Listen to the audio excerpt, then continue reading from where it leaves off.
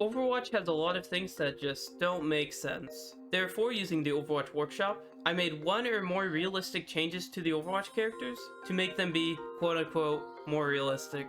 If you enjoy, like and subscribe, and share your realistic ideas, and I might add them to this game mode. The first change that I made was Ana. I always found it weird that Ana's sleep dart only lasts somewhere around 5 seconds, so now it lasts for much longer. However, if a teammate crouches on you for 3 seconds, they will wake you up. So basically when you fall asleep, it's more like a nap that you can't just wake up instantly from, and a teammate can wake you up just like how the enemy can wake you up. As an honorable mention, I tried to do a drug addiction with her nano boost, but sadly I couldn't detect when you got nano boosted. Have you ever found it weird how when Ashe coach guns into something, she doesn't take damage? She can literally slam her head into the top of a bridge and just not take damage. Well, now that's changed. If Ashe coach guns into something at too high of a speed, she will take damage and get a concussion. Also, I found it weird how Bob, her trustworthy butler, is never with her, so now you can summon him almost whenever you want. Baptiste has a couple things that aren't realistic, but the thing I'm going to be focusing on is his legs. We all know those Baptistes who just crouch and then jump and crouch and jump and crouch and jump, and then those Baptistes who hold their crouch until you get near them, then they jump. Well, I made it for when you crouch for too long, your legs will get cramped and you'll trip. Next up is Bastion, and before we talk about Bastion, I must talk about the OMNICS passive. I sadly can't go into too much detail because it will spoil other characters, but basically, OMNICS have special properties like having mostly armor as their health, including some other things which we'll see later. Back in Overwatch 1, Bastion used to be able to sit in sentry form for however long he wanted. Well, now Bastion still has a timer on his sentry form, but after a quick reload, he'll be able to go back into sentry form again. This just makes it so Bastion, when he's in sentry form, doesn't have a timer but instead runs out of ammo, quote unquote. Or at least that's what the change is trying to achieve. Next up is Brigitte. When Brigitte's shield bashes an enemy, and that enemy happens to be a tank, she actually just straight up falls over. Sadly, when Reinhardt charges in the brig or Doomfist punches in the brig, they both fall over still, but we'll just say that the tank lost their footing because they were doing an ability. Next up is Cassidy with a simple change. When he rolls, he'll get dizzy. When he's dizzy, his accuracy will be a little off, and he'll get some yellow effects to signify that he's dizzy. As for Doomfist, have you guys seen the cinematic where Doomfist rips out Tracer's Chrono Accelerator? Well, when you melee a Tracer as Doomfist, you rip out her Chrono Accelerator, she'll use all her blinks, and she'll be hacked. This means that you basically disable any Tracer that you punch. I mostly just thought this one was funny, and so I added it. And before we move on to the next one, I want to mention that many changes were not added because they were too hard for me to make in the workshop, or were just unfun. For example, I could make bullets just one-shot everyone, but that's just not fun, and it kind of reduces the other changes. So I added changes that I thought would be fun to play as, or just realistic. Next up is D.va, and it's quite simple what she can do. When she nukes, she hits anyone, even herself. Basically, I just straight up enabled friendly fire on D.va's nuke. D.va's nuke now hits enemies, yourself, and even your teammates. Next up is Echo. When Echo duplicates an enemy, she can also duplicate their movement. When the enemy primary fires, she'll primary fire. When an enemy uses their ability, Echo will use their ability. On top of that, to make it even better, Echo during her duplication will be able to turn on an aimbot, and so Echo's supposed to be like a superior version of who she's duplicating. You can also turn it off if you need. I just always found it weird how Echo's duplicate was not literally a duplicate, and so I put it as close as I could. Next up is Genji with probably one of my least favorite changes that I did, and that is that he can't double jump or wall climb anymore. Double jumping is basically impossible in real life, and wall climbing was just an accident. I didn't mean to disable that. But to make up for it, Genji can now pull out his sword whenever he wants, because I always found it weird how Genji can't pull out his sword whenever he feels like it. He just kind of leaves it in there, and it's like the most powerful ability he has, and he just refuses to use it. If you guys have a suggestion for Genji, I recommend leaving it down below, because this is one of those characters that I do want to change. Next up is Hanzo with my second least favorite change. Hanzo cannot double jump either, however his arrows are faster. According to the wiki, Hanzo's arrows are actually slower than real life arrows, and so I buffed the speed a little bit, but it really isn't that noticeable, and so it just feels like Hanzo got a net nerf. So even though Hanzo's arrows are the same speed as they would be in real life, Hanzo's just kind of boring, so if you have any suggestions, leave them down below for Hanzo also. Next up is Junker Queen, and when she finishes up her commanding shout, Junker Queen sounds tired, so I made it so she was tired. And just like Cassidy, you can see blue effects coming off of her that's supposed to represent sweat. On top of that, if Junker Queen ultimates and then she hits a wall, she'll get a concussion just like Ashe. After Junker Queen, it's only natural to go to Junkrat.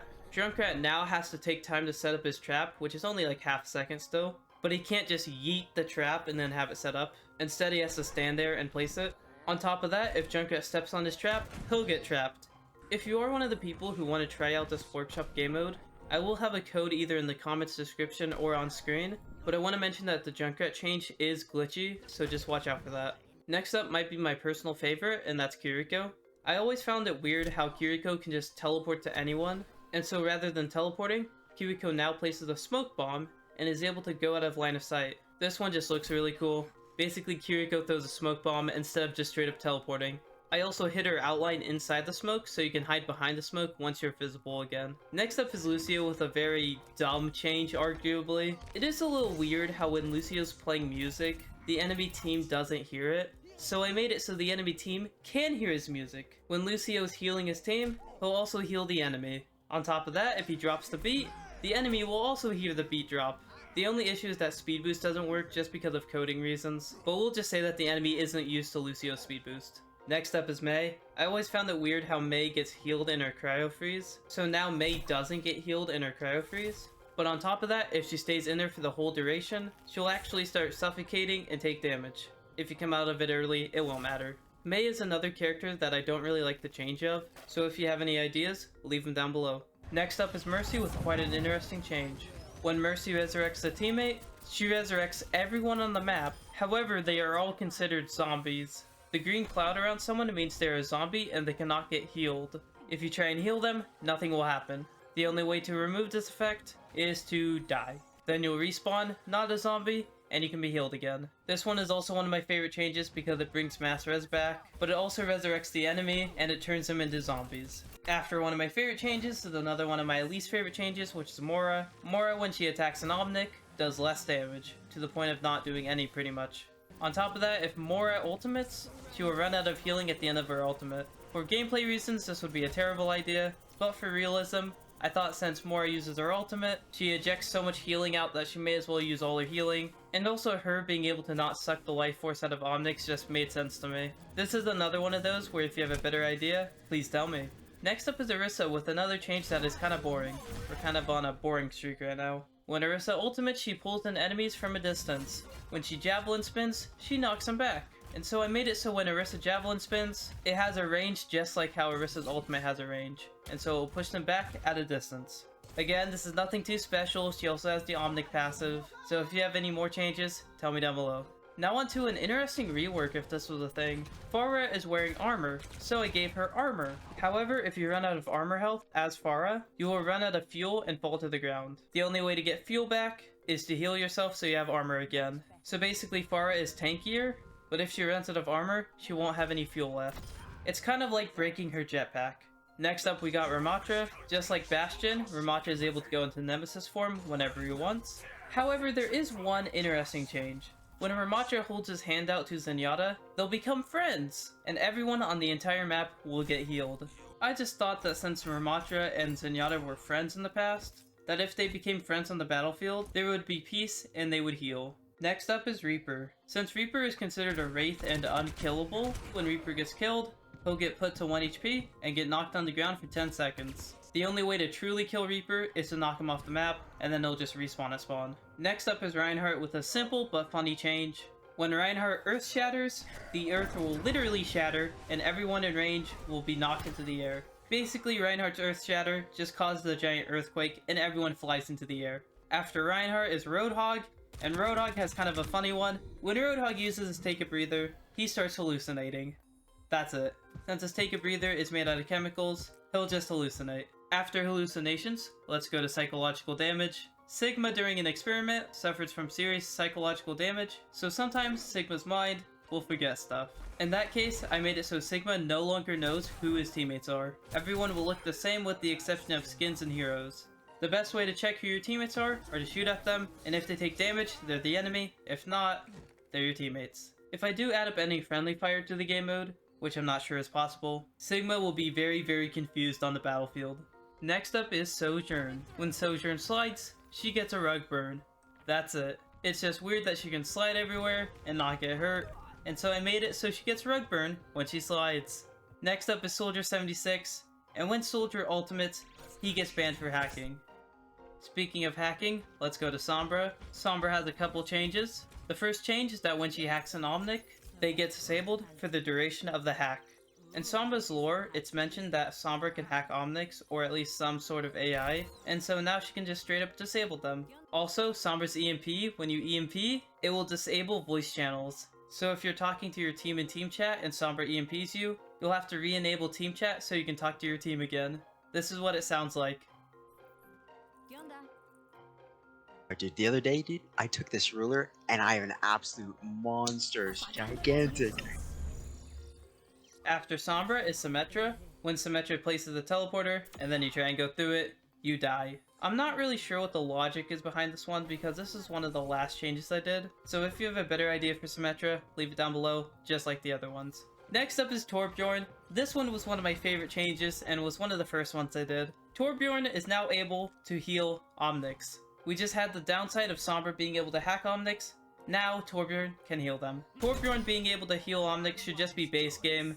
Just make it so he can pull out his hammer, heal OMNICS, and the game is just that much better. Next up is Tracer, and when Tracer ultimates, she'll slow down time for everyone but herself, and she will be able to blink wherever she wants to reposition. I just always found it weird that Tracer can literally just teleport anywhere, and she doesn't. So I made it so she can have one giant super blink.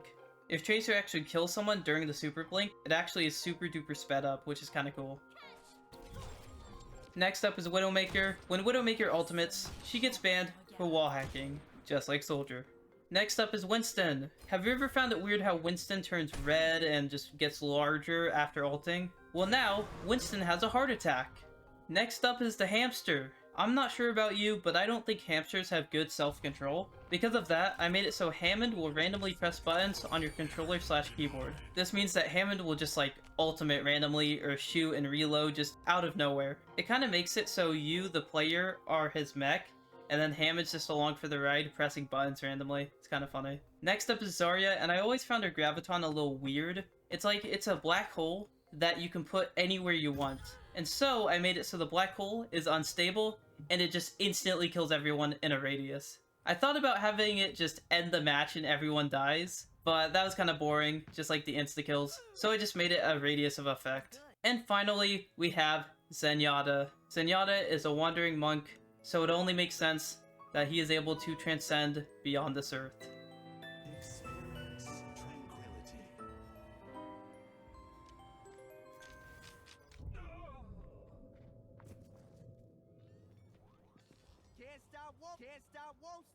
Thanks for watching, I hope you guys enjoyed. Like and subscribe if you did, as always. And this video took a lot more work than the other ones because I actually had to code every single hero, and a lot of the changes are not what I'd like them to be. And so comment down below your ideas. I have a feeling that I'll be reading these comments more than other videos, simply because I actually am very curious on what I can change. And I know some of these changes weren't the most realistic because I also wanted to make them kind of funny. For example, Doomfist being able to consistently pull out Tracer's Chrono Accelerator is not the most realistic. And so any changes you guys have, leave it down below. I'm going to avoid insta-kills unless if they're funny. And also I'm very limited by the workshop and my ability to code. So just keep that in mind when you comment something. Also join my Discord if you want to directly message me. As always, like I said, hope you guys enjoyed, and I'll see you guys later.